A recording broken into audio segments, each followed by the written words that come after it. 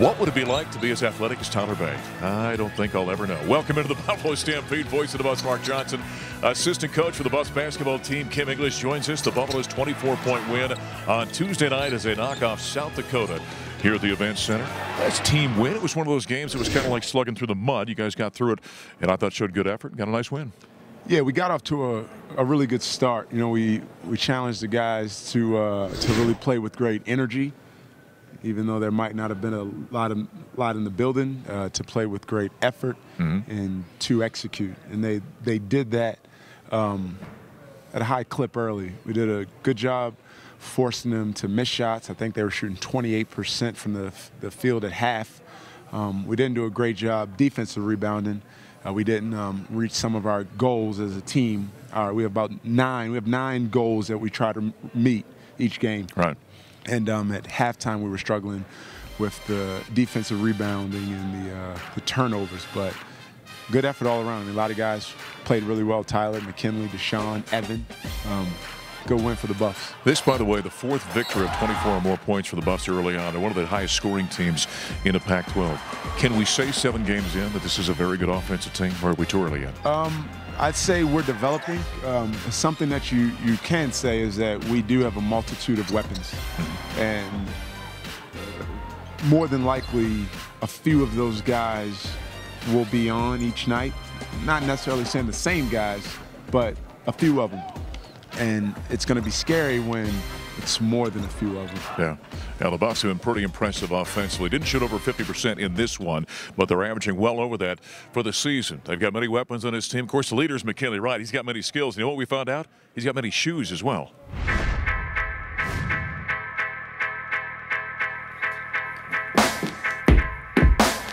My name is McKinley Wright, the 4th point guard here at the University of Colorado, and this is my shoe collection.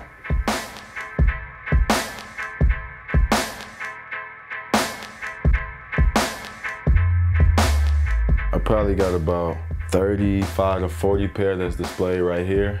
Altogether probably around 50, 60. I started collecting, I don't know, I love shoes. I fell in love with shoes with one of my cousins. He was big on the shoes. He always buys Jordans and stuff when we were younger, and ever since then I just loved them. And now it's just so many different options I got, so I can't stop. It's addicting.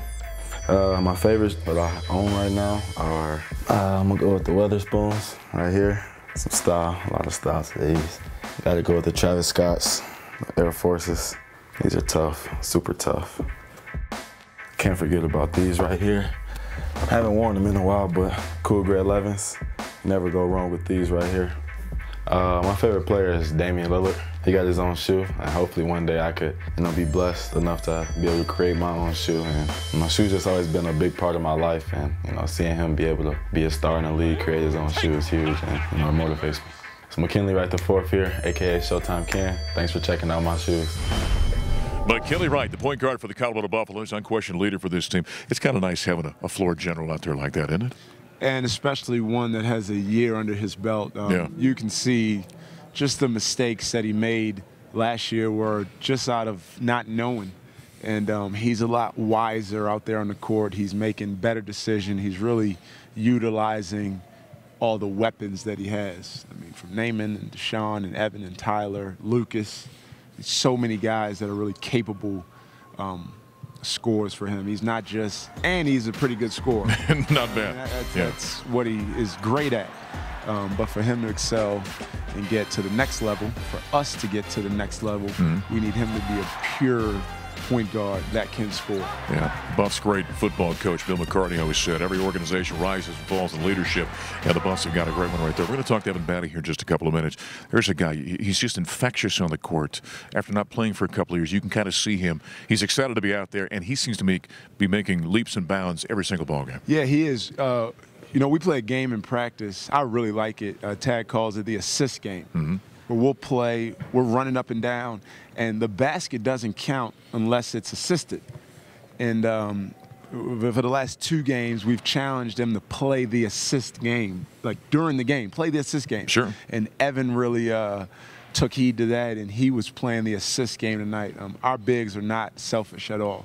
And seeing how unselfish they are, that really encourages our guards to continue to get them the ball inside. I was going to say, when a guy in the block like that gets the ball, and we saw a great dunk in this game against South Dakota on a cut by Deshaun Schwartz, that makes you guys in the wing really want to cut hard, get to the hoop, because you know it's probably coming your way. Absolutely. I mean, and the adverse effect, if we had a selfish big who was a black hole, he never passed it, he turned it over, he shot every shot, our guys wouldn't pass it to him. But when we as a team, when the individuals are just searching for the best shot for the Buffs, Pete Carrill, a former coach at Princeton, says crisp and sound ball movement relieves the tension in the offense. Well, you can see that. And it's so true. When that ball is crisp and popping and moving, it's so free-flowing and really fun to watch. Buffs have been good on offense. Keep up the good work.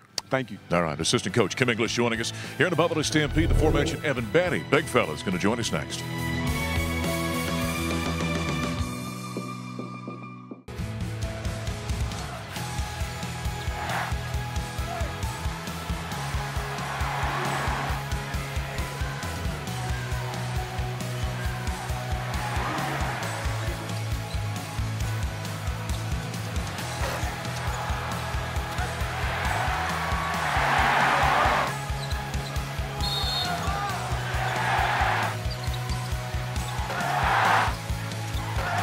Now the Buffaloes are 6-1. Win number 5 of that, of course, was a nice win, 86-80 as the Buffs knock out rival Colorado State. Seen some highlights from Lucas Seward and Tyler Bay.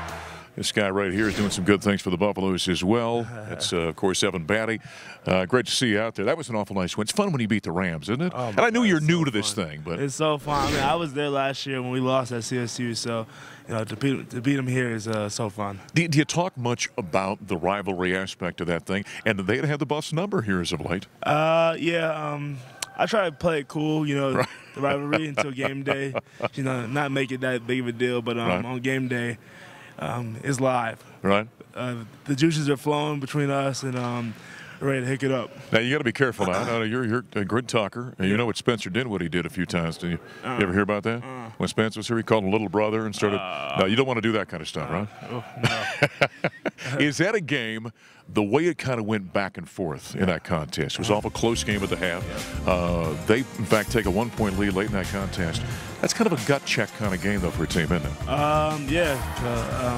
So they took the lead, and we really got tested on our composure to just run our stuff and make sure we get a great shot every time. So we took the lead back, and we kept it going. Does a young team learn about, you know, making plays in key situations in a tight game like that?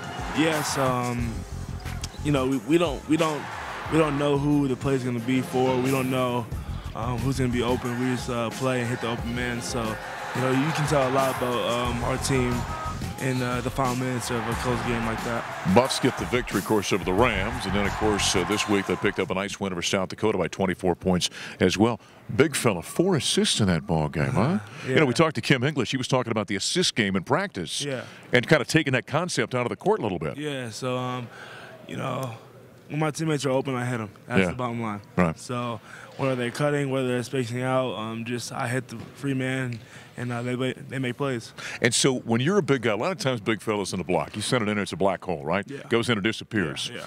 You've got some vision out there. You're looking all the time, aren't you? Yeah, so, you know, when it comes into me, my first look is the opposite side. So if anybody's double teaming me, I look at them, I take my time, face up if need be, and just take my time and really slow the game. I play in slow motion, so I really see things in slow motion. I really see the game develop. They double team me tonight sometimes, so I slowed it down, looked at the court, see the open man, hit him. Now, talking about slowing it down like that can happen when the ball comes in. You're trying to look for somebody. Do you also have to concentrate on slowing down? You know, Scott Wilkie on a radio broadcast, a big guy, right? He's playing on the block, and he said a key for a big guy is to make sure you don't get too quick when you're making an offensive move, right? Just all footwork, and you don't need to speed up all the time. This team has got so many offensive weapons. We're talking about you getting assists. When you're able to pass the ball out of the block, that makes guys cut harder, doesn't it? Yeah, so I mean, there's so many things that comes out of me passing the ball well out of the block. So, you know, teams stop double teaming. that allows me to be one on in the post, and just the movement. You know, guys go harder for sure when I catch the ball in the post because they know they're gonna get it. As you're transitioning, and it's your first year playing college after your redshirt season. What's the toughest part about understanding you playing big body, 6'11", 7-foot kind of guys out there? Just, you know, my position, my quick feet. I used to use my quickness against bigger opponents, and I used to use my strength against smaller opponents. So that's the hardest part for me, is to, you know, gauge whether what move to do and what pass to make versus different defenders. Yeah, he's a big guy, but he's light in his feet. Evan Battey, redshirt freshman for the Buffaloes, as they're 6-1 of the season with UIC coming to town this weekend. The CU women off to a great start this season as well. Head coach JR Payne joins us next here in the Stampede. With the basketball, dribbles between there, and a block by Robinson. She'll grab the loose ball, and she's on the run. Finds Leonard on the right side, gives it right back to Big Lex, who lays it up on the right side for 2. Leonard around the horn. Robinson pulls for 3. Missed it short. Payne at the offensive board. She'll put it up and in. And ahead to Leonard. Give it ahead to Maya. Run on the floor. Layup left side right hand. Scored. It's 10-4. Some great highlights there from the Buffs victories. They go 5-0 with a 15-point win over Pepperdine here at the CU Event Center. Voice of the Buffs, Mark Johnson. JR Payne, nice win at home for the Buffs, playing well in that contest, right? Thank you. Yeah, well, gosh, we played really well. And at that point, I think that pushed us to 6-0, and we had some big performances from different people that night. Yeah. Talk about kind of through that 6-0 run to start the season, what you liked about your team, what you saw, where was the momentum coming from? Well, we're young, you know, so 9 of our 13 players this year are underclassmen, and we've got 2 great seniors and 2 great juniors, but it's been really fun over the first 6-7 games of the year to watch our team grow. We've had, I don't know, 3 or 4 different people that have led us in scoring. We've had a bunch of people hit for, you know, 20-plus points, and so I feel good about where we are. Kennedy led in that ball game, by the way, 18 points and 10 assists. Yeah. She's really doing. You talk about a young team, having a veteran point guard to distribute the ball really has got to be nice. Oh gosh, yeah, you know, to have her leadership and again the amount of minutes that Kennedy has played as our point guard, you know, in her career, it's got to be tops in the charts. So to have her leading this young team has been really good for everybody. Pina Tutelli, who's just awesome to say that name, by the way, ends up being the freshman of the week in the Pac-12. She had, what, I think 18 points in that win. She had 18 and led us in rebounding and has been just so consistent for a freshman. You know, she's someone that we rely on every day for great energy, enthusiasm, and she's producing on the court. And a nice little honor for her. It's great. Got to give a young player confidence. There's some pretty great freshmen in the Pac-12, you know, so for her to have that honor is very humbling and good for her. She seems to have a, what's the word to use? There's a matureness. Personality. That might be just a great way to cover it. But there's a matureness to her. She doesn't seem to be overwhelmed by all this. And you don't see that a lot of times in a freshman. You don't. But, you know, Peanut comes from a big family. They're a big football family. Her brother just won a Mountain West Conference championship in football at Fresno State. So they're an athletic family that's used to this type of environment. You know, she was raised in a way that's just hard work every day, all day, every day. And she brings that to the team. So the Buffaloes, with that victory over Pepperdine, moved to 6-0 in the season. We're going to step aside from basketball for a moment, more with Jaron in just a moment. But we caught up with Neil Welk of CUBuffs.com as this week the 2019 football season was released by the Buffaloes. And it's a heck of a schedule. That's a great home schedule, and whoever that new coach is, welcome to Boulder.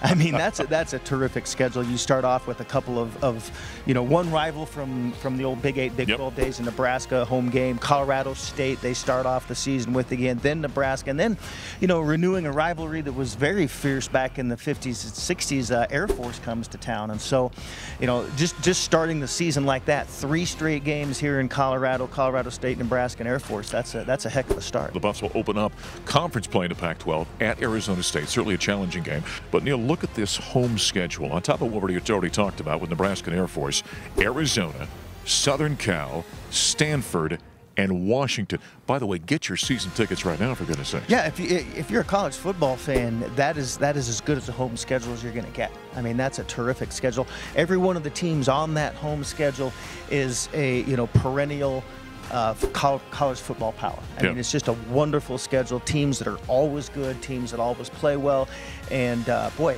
you know, getting those teams in at Folsom, that's a really nice little boost for the first-year head coach, because he's going to get some of those guys here and they get to play at altitude. I think so. Whoever that new head man is, congratulations. You got one heck of a football schedule you're going to face in 2019.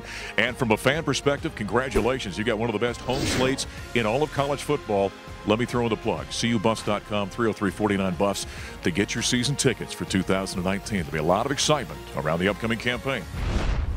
It's going to be a heck of a football schedule for the brand new coach coming in for the Buffaloes in 2019. There's some early nice games over here to bring recruits in, by the way. Oh, gosh, yeah. That's the first thing I look at when the football schedule comes out. We're going to have great recruits in for some great football. I like it. The Buffs last weekend went on the road, suffered their first loss of the season at number 20 Miami down at Coral Gables. Take us through that ball game. Well, it was a really quick trip. So we flew all the way across the country. We were there for 28 hours, and we faced the number 20 team in the country. They're a great ball club. I've played a lot of Power Fives this year already, and we knew it would be a great matchup.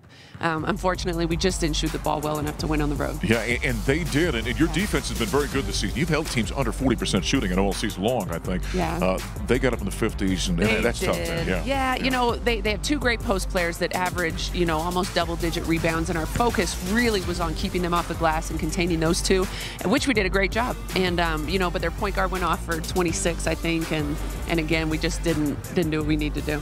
Peanut had another nice ball game, by the way, in that one.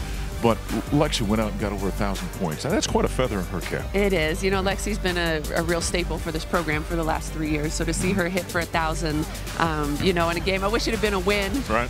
She would have liked that more, but it was great to see her hit that milestone. A game like that, when you make a long road trip like that in a short period of time, playing a high-caliber team like Miami, you talk about having a young team. That's got to be a good learning experience for them. I think it was. And the reality is we're not going 35-0 this year, and so we faced some adversity on the road at home, and now to play an opponent like that's a Pac-12 style game on the road, and for us to have that opportunity early in the season is really good for our young team. We just got to learn from it and bounce back. Thursday night, you got San Jose State coming in here. Yeah. Give us a brief scouting report on that. I don't know a lot about them since we just got back. It's been Miami on the brain, but they've got a great program, great coach that we've known for many years, and her team will be ready to go. Well, and that starts a long homestand for the Buffs ahead of first of 7. We have 7 straight home games taking us into the Pac-12. It's going to be a happy new year. Yes, sir. That's head coach JR Payne against San Jose State Thursday night here at the CU Event Center. Coming up next, the volleyball season over after a run into the NCAA tournament. Gabby Carta-Samuels is going to join us next.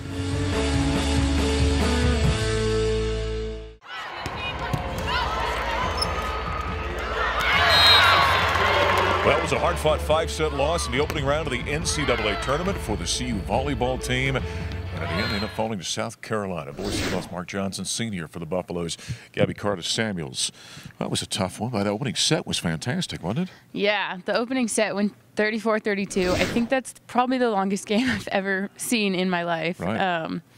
It was crazy, and to lose really was hard. But we obviously came back fighting in the second set and got that one. So, yeah, it was a crazy game all around. Is there any moment in a match in volleyball where you think that's a turning point? Football, you can have a turnover. Basketball, a run by somebody. Is there a point in a volleyball match where you say that's where things turned? Yeah, I think once you get up to the 18s range, and then if you go up by 2 or 3, it's kind of like, okay, that's a turning point. And then obviously any big momentum plays, like a big defensive play that leads to an offensive play, things like that. Definitely big swings, and you can feel the energy in volleyball. It's such an energy sport. Yeah. So when you've got a match like that's so tight and competitive back and forth, can you appreciate that? Or is it the disappointment of, we lost? Is there some point you go, this has really been a great game today? Yeah, I think there's 2 sides of that. I'm very competitive, so it's obviously great to play in those situations and eventually win them. But it's also the worst thing in the world when you play 10 extra points in a set and you lose. It's very frustrating, especially if you go up a point. But yeah, I mean, as a competitor, it's just difficult no matter what. Well, certainly painful as the Buffs do lose after a great season, by the way, in the NCAA tournament. Gabby's one of 3 seniors on the Buffs volleyball team. We caught up with the other 2, in fact. What a tremendous group of kids, a tremendous group of players. They have just done such a great job as leaders throughout their career here. Nageti is one of my favorite players. We like to have arguments isn't the right word, but we like to go back and forth a little bit. Always fun to talk volleyball with Negeti and talk life with Negeti. They've been very patient with me throughout these 4 years, and I just can't wait to see where they end up or the things that they do. I can't wait. You guys are going to be awesome. I miss Lex a ton. You know, I call her my Christmas present. She committed to transfer here about a week after I got the job, right after Christmas, and such a great kind of ambassador for our program for the last 3 years. Thank you for making me the player that I have become during my collegiate career thus far. I think what I'm going to miss most about coming to practice every day is just these girls. Obviously we spend a ton of time together, but they all kind of become your best friends. I'm going to miss, oh gosh, seeing them every day and like coming to the gym and having those relationships with them on a daily basis. Only 3 seniors. There's the 2 of them. Here's the 3rd one. You guys close being in a senior class like that? Yes. Yeah. I feel so blessed to have Lex and Negeti with me. Such different people. We all 3 are different in ways, but we just complete each other so well, and they have both like taught me lessons that I will move forward with through my life. Any good stories you want to pass on about those 2? Oh man. or best to hold until the reunion. Yeah, about probably to hold until I'm long gone. How do you reflect back on this season? I mean, the way you guys played down the stretch really was fantastic. Yeah, I think when you look at our body of work through the season, you really see how much better we got towards the end, which was like extremely impressive. I mean, we sat down mid-season and talked about what we needed to do, and we literally did that, like everything we had to do. And I don't know how many teams can say that. So I think it just shows how hard this team fought, and I think it's pretty incredible. And how quickly a career goes by, right? Yeah. I mean, you're looking back on your career now. Yeah, I'm on the other side, and it is definitely, it's weird. It does go very fast. I'm fortunate to have had a lot of fun here and meet a lot of great people, but it goes fast. You know, the Carta-Samuels name, you think of college athletics. KJ, just up the road playing quarterback for the Rams, was at Washington at one point in time. Your whole family's athlete. Mom and Dad were athletes, weren't they? Yeah, everyone. It's kind of what we do in the Carta-Samuels family. A little competitive? Oh, yeah. Our fights when we were growing up were pretty gnarly. and you and KJ are very close, I understand, right? I mean, pretty close in age? Yeah, close in age, and he is my best friend in the world, exactly 18 months apart to the day, and yeah, he's my world. Well, what comes next for you now? That's the thing. I am just so passionate about so many things that I've always put on the back burner because I'm so in love with volleyball. So I think I'm very fortunate to have a whole nother semester to explore what I want to do, and there's just so many things I can't wait to dive into. Maybe you can coach. I know. That is always an option. We'll see. I might need a little break. Crazy business. You're smarter than that. Yeah, exactly. That's what I like to think. There you go. Congratulations on your career. Thank you. All right, that's Gabby Carta-Samuels. It was a great season. I know a tough one in the opening round of the NCAA tournament, but she had a great career here at the University of Colorado. As we put a wrap on this week's Buffalo Stampede, we'll talk to you next week.